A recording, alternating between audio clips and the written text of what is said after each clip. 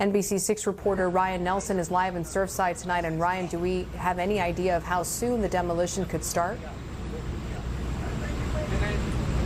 Alina, search and rescue crews were paused this afternoon as crews prepared to demolish what's left of Champlain Towers South. Investigators have not set a specific timeline of when the demolition effort may begin.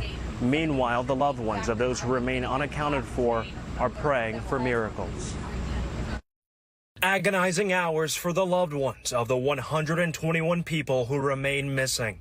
Last time I spoke to my dad was Father's Day. I sent him a text. He answered right away.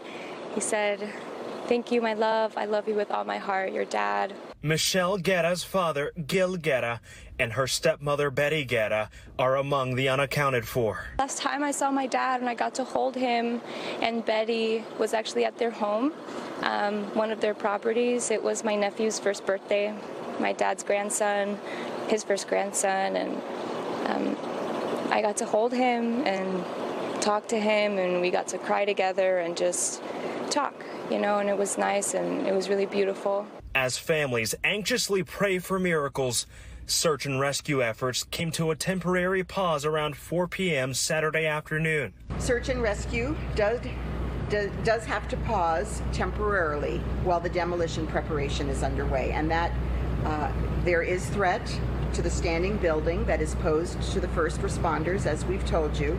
So preparation includes activities like drilling into columns in the unsafe structure. Miami-Dade County Mayor Daniela Levine Cava says engineers and rescuers are in constant communication with demolition crews. At last word, 191 people are accounted for, while the death toll stands at 24.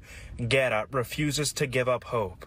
We just have to keep moving forward and keeping them in our hearts and hoping for the best, because I know that that's what my dad and Betty would want. They'd never, ever give up on us.